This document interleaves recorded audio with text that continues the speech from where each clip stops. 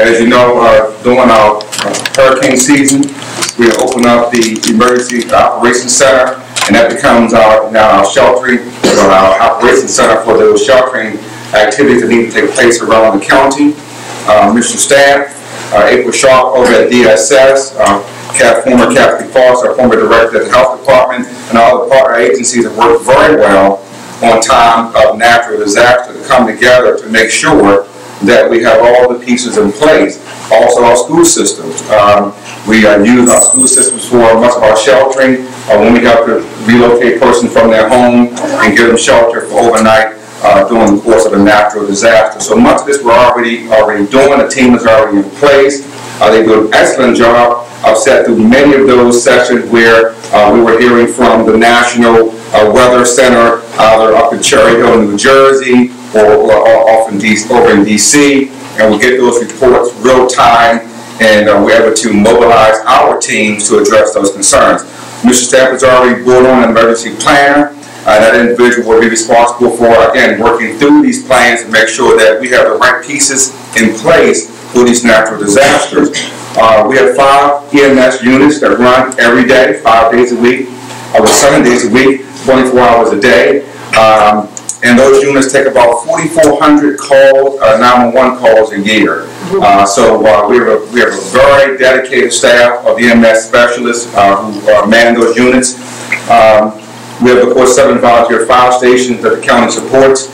I'm working very closely with our Volunteer Fire Association to try to retain our volunteer fire force, but also work on a recruitment effort to bring younger firemen on board.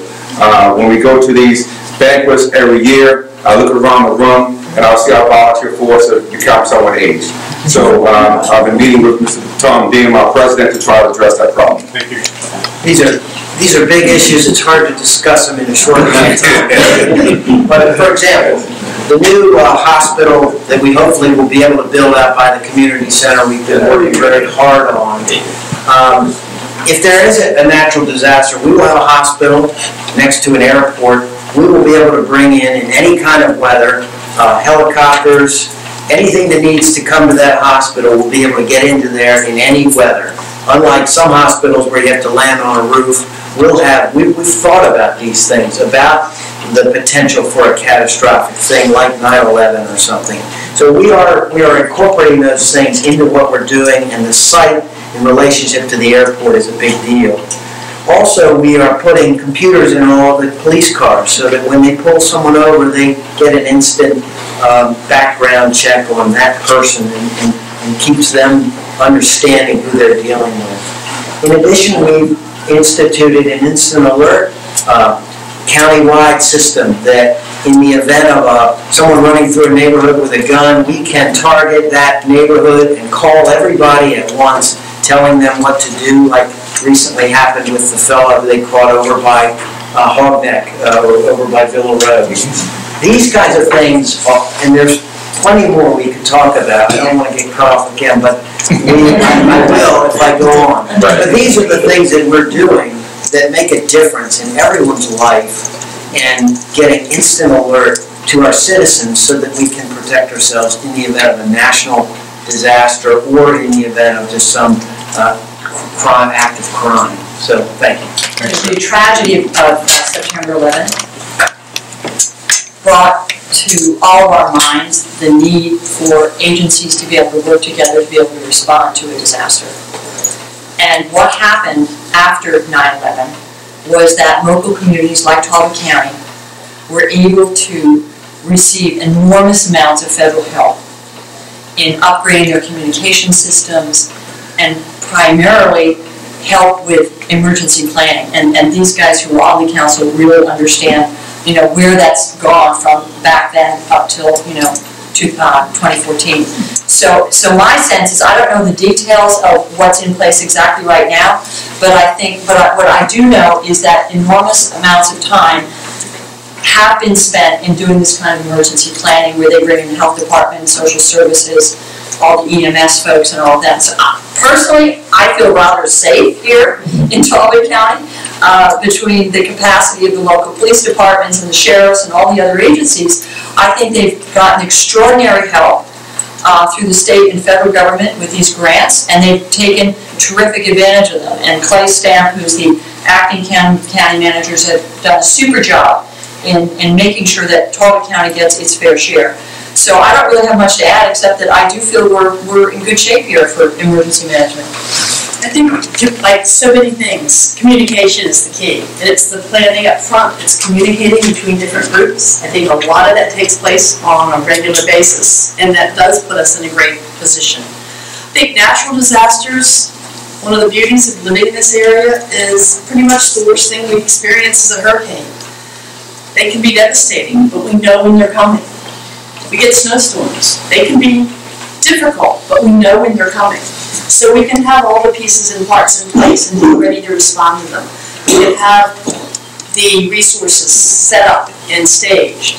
The real concern is the aftermath of an event like 9/11. I think every one of us was shaken to our core when we realized how easy it was for somebody to come into our country and to create the havoc and the heartbreak that happened on that day. That's the type of concern that I have, that if something like that were to happen, we need to have communication between the local, the county, the state, and the federal authorities. We need to have a clear line of command, because again, that's one of the things that can become very difficult. If you have a number of people trying to take charge, who really is listening to whom? And so we need to know that. And we need to all have all those people on the same wavelength. I know in reading after 9/11, one of the big concerns in New York was that different groups responding were on different radio frequencies. So they didn't know who was doing what. I know we've come a long way from that, and we've been able to receive money from Homeland Security to upgrade a lot of our emergency preparedness. And I think that the key now is just to keep going over it, keep talking about it, keep thinking about it, and make sure everything is ready. And hopefully we will never, ever, ever need to use it. As you've heard, we have a response team that is well trained and very professional. And I would hope that because we live in a world that is constantly changing, that we would prepare ourselves for that change and for any needs that come up that are changing for ourselves, and I'm sure that that's the kind of thing that we should stress as we go forward.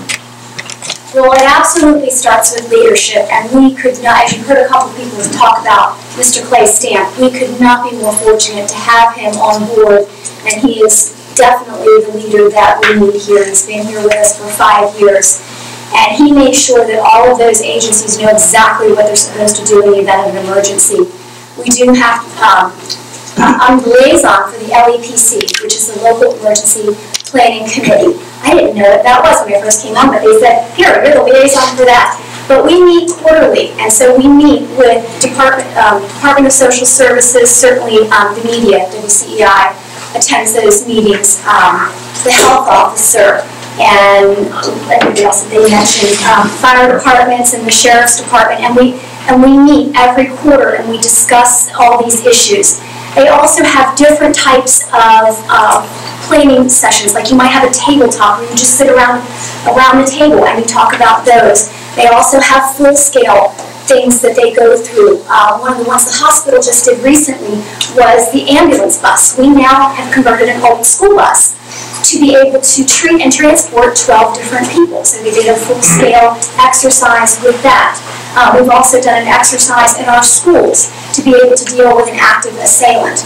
So, like Hilary and everybody else, I feel very safe here in Talbot County that we have incredible leadership to bring all of the experts in the field together in the event of an emergency. Thank you. Well, I feel very fortunate when I joined the fire department back in 1984. In 1985, they started ALS, which is Advanced Life Support System, in Maryland. Talbot County was one of the first people to support paramedics and start paramedics. I was involved in that. I was 18 years old. I don't think people really realize how phenomenal that that Talbot County is as a system of response in emergencies. We're probably one of the best counties in Maryland, and I'm proud to be in that. There's a lot of training that goes on with the ambulance, a lot of classes, a lot of volunteerism. I mean, hours upon hours of these firefighters, engineers, paramedics. In the last several years, like Hilary said, with 9/11, they've upgraded a lot of fire engines, ambulances. We probably have in Easton, probably the biggest fire department in Maryland with the most equipment. And at this stage, all the firefighters are volunteer. Okay, they're not paid. So I'm very proud of that. I want to touch base on what Mr. Pack said about, I was very fortunate. I've got 2 sons. My older one was in the fire department, and he got a job, so now he's out. So that he moved on to another job. But my 16-year-old last week got into the fire department.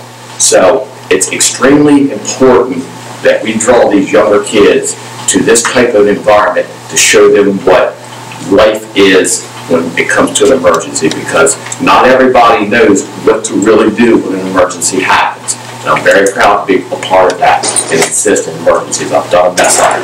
Thank you. Thank you.